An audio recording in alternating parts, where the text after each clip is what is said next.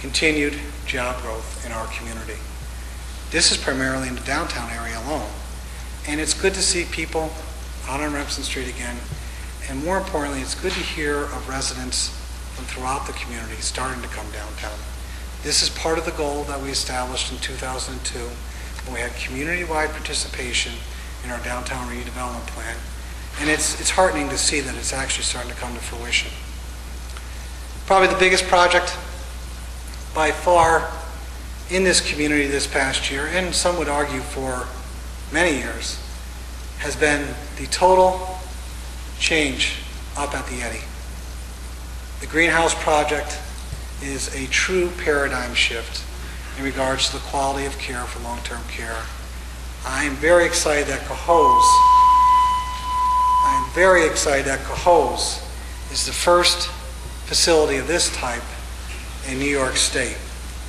Once again, Cohoes, working with Northeast Health, is associated with innovation. Probably one of the more satisfying projects, we are now received another grant this past year in 2008 for a total of $400,000, is the home program, which is funded through the Department of Housing and Community Renewal. It's the third time in the last 5 years that this program has been funded. And the beauty of this program is that it's geared towards those residents of low to moderate income needs who either need to rehabilitate, revitalize, or make safety repairs or energy repairs to their homes. It's allowing those longtime Cohoesiers to continue to call Cohoes home. We've also been very successful working with an application with Albany County this past year, in which Albany County was recently funded for a similar type program, of which we have a long laundry list, of residents who are willing and excited to participate in the program. When I talked about the VBR earlier, the Vacant Building Registry, I mentioned demolition is the last option we want to look at.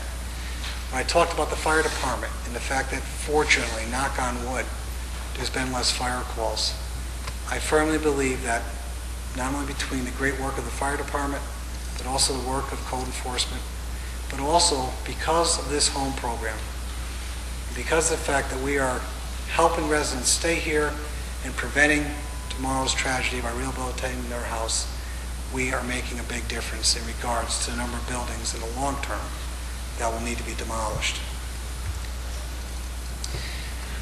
Bridge Avenue Bridge. I think I've been talking about it for 4 years now. It starts this year. Probably April, late April, you'll start to see Bridge Avenue closed. This bridge, 80 years old, looks it, as many of you know. It's an $8.6 million project that's proposed. We look for it to start, as I said, in April of 2009. It'll be shut down until June of 2010. We are bidding this as a 14-month project. As much as we wanted to shorten it to one season, the fear is by trying to rush it, we would sacrifice quality. And at $8.6 million, you only do this once. Also, I was able to work with our partners at the federal and state government to have them correct a long-time ill along Ontario Street, or Route 470. As many of you know who head west every morning, there's one lane going up and one lane going down. Before we start this Bridge Avenue Bridge project, we will be adding an additional lane for those headed west. This will cut down most of the traffic backups that have plagued Ontario Street. And anybody who lives on the island knows what it's like. This will have a significant impact during the reconstruction of the project. Projections show that the impact when Bridge Avenue is closed will be similar as what it currently is today without that addition. I'm more excited about the fact that we're able to leverage federal funding to correct something that, for all the years going on after, we are going to improve traffic flow along this important corridor. We look at this corridor as being significant for future economic development opportunities in the future. and not having traffic backed up all the time is going to be significant to us in our success. I want to take a moment to discuss the Stimulus Act because, as you know, the Senate passed their version today and goes back to conference again. The Stimulus Act has obviously gotten a lot of attention, right, wrong, or indifferent. My belief is that it needs to be targeted, it needs to be temporary, and it needs to be effective. And Cohoes has the projects to make that happen. As much as my fellow mayors in the New York State Conference of Mayors would like it just to be a direct infusion of money to the local municipalities, it's not going to happen. At the same token, there's ways that we are going to realize additional funds by these projects. The Bridge Avenue Bridge project is a great example. We are number 3 on the list to be on the Stimulus Act. There's a very good opportunity that we'll be there. This project will be 100% funded as opposed to the 95% funded that's been discussed before. And we should realize a savings of over $400,000, which can go back in to this community. I think that's very important. We also have projects for energy savings. We have additional transportation projects. We have a long list of housing projects that need energy efficient measures, that need to provide more cost-effective workforce housing in this community. And also, we truly need more support for our infrastructure. It's not getting any younger. So we're ready to go. I know a lot of people are getting a little bit cynical because some of the media is tending to report some more exotic and wild things. We're keeping it basic here in Cohoes. Back to the bare bone items that we need. And once again, it needs to be targeted, it needs to be temporary, and it needs to be effective. You mentioned earlier, we continue to have the ribbon cuttings in downtown. It's great to see new businesses moving in. It's also great to see, as I mentioned earlier, that our 2002 blueprint, once again that community involvement, is coming to reality. And it's not just about providing the grant programs for facade improvement, providing the low interest loans to bring new business into the city. It's also about more parking, improved striping, improved landscaping, improved trees.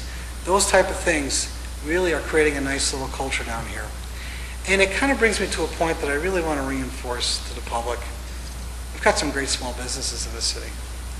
We have some that have been there for 6 months. We have some that have been there for 77, 78 years, if not longer. They are all part of our community, and the community needs to continue to support those businesses. They employ the people of our community, and quite frankly, they are, as many people will tell you, small business throughout this country is the backbone of our economy. Can't rely on Circuit City anymore. Can't rely on Steve and Barry's. General Motors laid off 10,000 people today. Even you can't rely on Microsoft, who laid off 5,000 people recently. We need to rely on what is supporting our community, and that's our local businesses, who also support the majority of our organizations throughout this community, whether it's Little League, girls softball, basketball, whatever it may be. So I really do encourage members of the community to come on downtown, see what's going on. I think you're going to be very pleasantly surprised. Also, tomorrow it'll be formally announced at the Business Council's annual breakfast. They will be working even more closely with the Cohoes City School District with what they call their PBIS program, which is Positive Behavioral Interventions and Supports. And the idea behind this is that a citywide program helping students achieve important and learning goals, but also reinforcing it with positive support is critical. And I'm very pleased that the Business Council is going to be working even closer with the school district.